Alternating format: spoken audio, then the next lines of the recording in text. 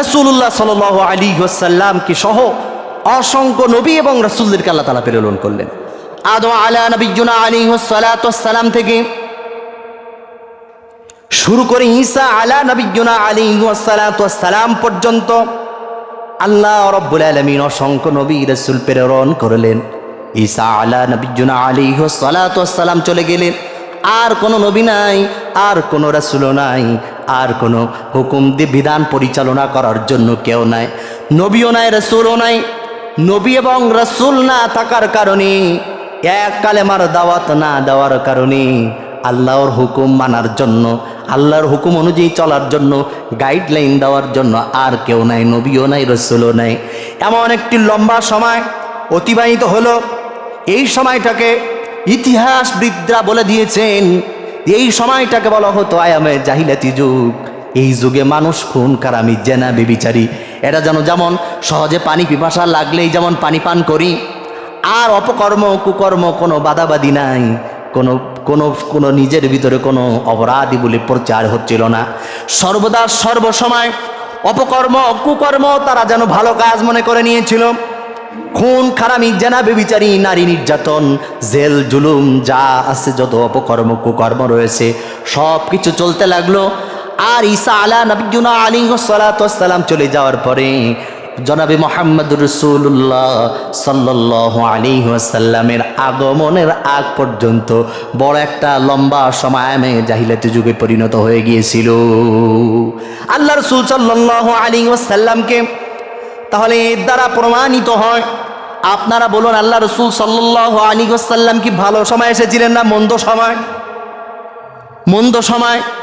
কেননা তারা নামাজ বুঝতো না, দিন বুঝতো না, জেনা বুঝতো না, চুরি বুঝতো না, ডাকাতি বুঝতো না, সব কিছু ভালো মনে করত, যা পাইতো তাই খাইতো। কথা বলেন ঠিক না?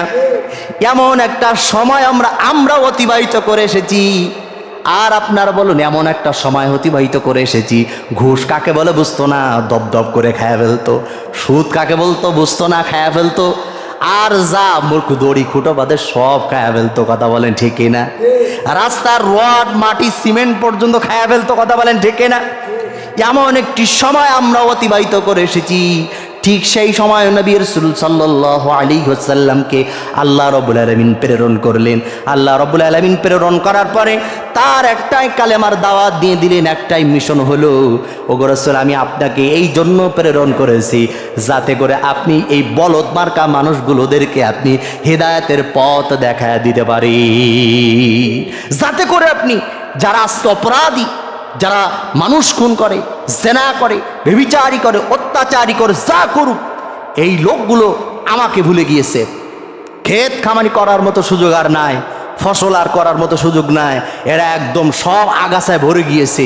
এদেরকে তোমাকে মেরামত করার জন্য, সংশোধন করার জন্য আমি তোমাকে একটা বিধান দিলাম, আমি তোমাকে ফুরকান দিয়ে দিলাম, কোরআন নাজিল করে দিলাম, এটা দিয়েই তোমাকে সংশোধন করতে হবে। জোরে বলি সুবহানাল্লাহি ওয়া বিহামদিহি। আল্লাহ রাব্বুল আলামিন মহান রব্বুল আলামিন বিশ্ব নবীকে প্রেরণ করলেন। এমন সময় কালেমার দাওয়াত দিলেন, লা ইলাহা ইল্লাল্লাহু মুহাম্মাদুর রাসূলুল্লাহ। তোমরা যে মূর্তি পূজা করো, এই মূর্তি তোমাদের রব নয়। তোমরা যে গাছের পূজা করো, এই গাছ তোমাদের রব নয়। এই যে তোমরা আগুনের পূজা করো, পাহাড়ের পূজা করো, এই কিন্তু তোমাদের রব নয়। রব হলো একজন, তিনি হলেন আল্লাহ। একটু ইমানের শক্তি দিয়া প্রচণ্ড গরমের ভিতরে রবকে সন্তুষ্টির জন্য আপনারা একটু বলুন আমাদের একমাত্র রবের নাম তিনি কে? আল্লাহ সুবহানাহু ওয়া তাআলা রাসূলকে জানা দিলেন, লা ইলাহা ইল্লাল্লাহ, আল্লাহ এক, অদ্বিতীয় কোনো শরীক নাই, তিনি আমাদের রব। তোমরা কার গোলামি করো? অন্য কারোর গোলামি করো না, তোমরা গোলামি করো আমি রব্বুল আলামিনের। এবং তাদেরকে জানায় দিলেন, লা ইলাহা ইল্লাল্লাহ মুহাম্মাদুর রাসূলুল্লাহ, আমি আল্লাহর বান্দা এবং আমি আল্লাহর পক্ষ থেকে রাসূল হয়ে এসেছি। এই কথাটা যখন তারা শুনেছে, রব তো মানলাম, রব তো সেটা বুঝলাম, লোক আর পাই নাই, তোমারে নবী বলে বানায় আছে।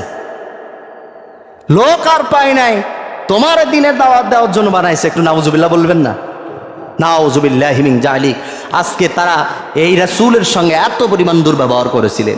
এই সময়টাকে, এই আয়ামে জাহিলাতুল যুগটাকে আল্লাহ রাব্বুল আলামিন তার কুদরতের রাসূল দিয়া এই আয়ামাত যুগটাকে একদম সোনার যুগে লিপিবদ্ধ করার মতো একটা যুগে পরিণত করে দিয়েছিলেন। জোরে বলি সুবহানাল্লাহি ওয়া বিহামদিহি। আল্লাহ রাব্বুল আলামিন এই কারণে বললেন, ওয়ামা আরসালনাকা ইল্লা রাহমাতাল লিল আলামিন। রাসূল হলেন এই জাতির জন্য, এই মানুষের জন্য, এই উম্মতের জন্য রহমত স্বরূপ। সুবহানাল্লাহ বলবেন না? তাহলে রাসূল আমাদের জন্য কি? রহমত। তিনি হলেন আমাদের জন্য রহমত। তিনি যখন ছোটবেলায় জন্মগ্রহণ করেছিলেন, মা আমিনার ঘরে যখন জন্মগ্রহণ করেছিলেন, যেন মনে হতো পূর্ণিমার চাঁদ রাসূলুল্লাহ সাল্লাল্লাহু আলাইহি ওয়াসাল্লামের ভিতরে দেখা যেত। সুবহানাল্লাহি ওয়া বিহামদিহি। এত সুন্দর উজ্জ্বল তিনি ছিলেন, এত সুন্দর নূর তার ভিতরে রব্বে করিম ঢুকায়া দিয়েছিলেন।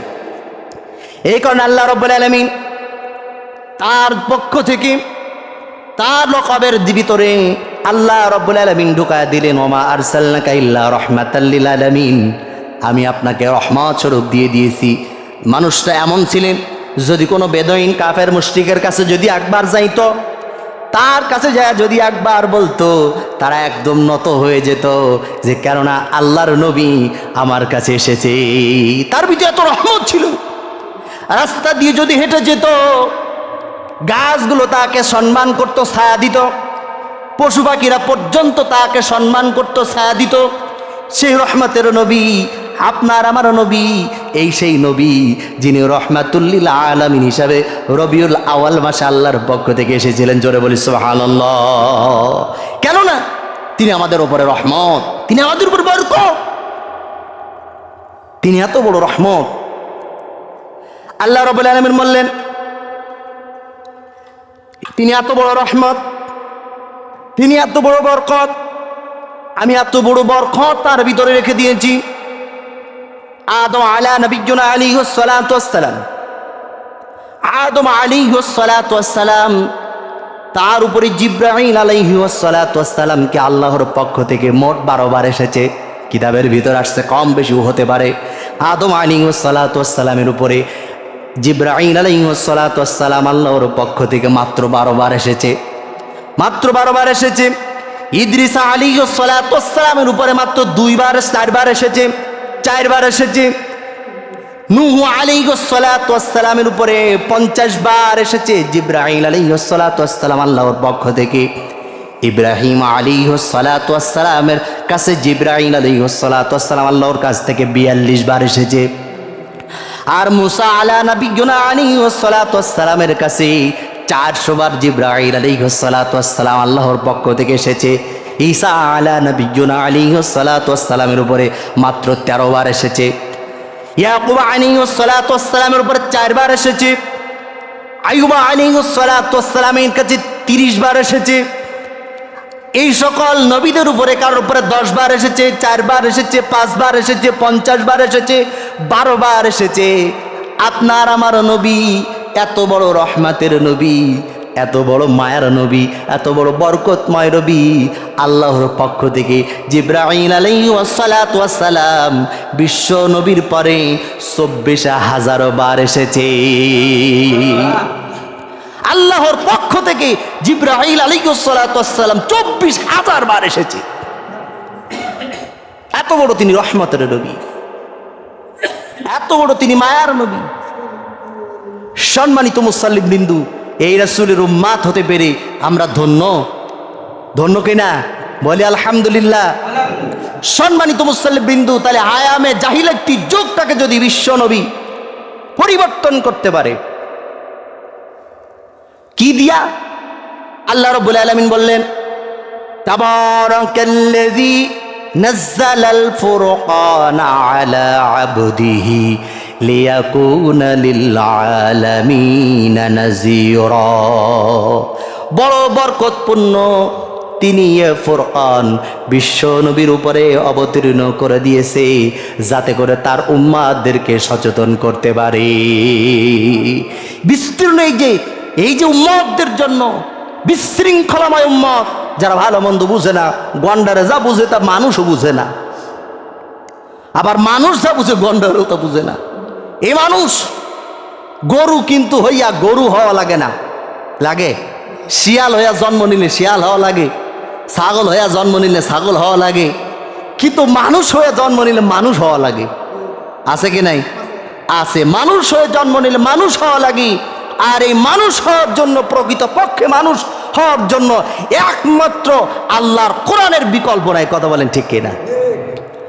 আর সুন্দর চরিত্রের অধিকারী হতে হলে বিশ্ব নবীর আদর্শ চরিত্র ছাড়া বিকল্প কোনো আদর্শ আর খুঁজে পাওয়া যাবে না। ওয়া ইন্নাকা লাআলা খুলুকিন আযীম। কি বলছেন? ওয়া ইন্নাকা লাআলা খুলুকিন আযীম। সব থেকে উত্তম চরিত্রের অধিকারী হলেন বিশ্বনবী জনাবে মুহাম্মদ রাসূলুল্লাহ সাল্লাল্লাহু আলাইহি ওয়াসাল্লাম, উত্তম চরিত্রের অধিকারী। এখন আপনারা আসুন, সম্মানিত মুসল্লিবৃন্দ আমার, আপনি ভীষণ ভয় পেয়েছেন, আপনি ভীষণ ভয় পেয়েছেন, ভীষণ ভয় পেয়েছেন। ভয় পাওয়ার পরে আপনারা বলুন, ভয় পাওয়ার পরে আপনারা একটা আওয়াজ দিয়ে বলুন আপনি ভয় পেয়েছেন। ভয় পাওয়ার জন্য কি করেন? আমি ভয় পেয়েছি, অসুস্থ হয়ে পড়েছি, হুজুর আপনার কাছে আসলাম, আপনার কাছে এসেছি। হুজুরের কাছে আসার পরে হুজুর কি ক্যালেকা বড় বতসা বলে তদবির করে দেয়। কথা কয় না? অজগজ আসের গু বাসের এটা চেটা বলে কি তদবির করে দেয় নাকি? না, কোরআনের একটা আয়াত পড়ে, হয়তো আয়াতুল কুরসি, না হয় সূরা ইয়াসিন পড়ে, না হয় সূরা ফাতিহা পড়ে, যে কোনো একটা কোরআনের আয়াত পড়ে তদবির করে দেয়।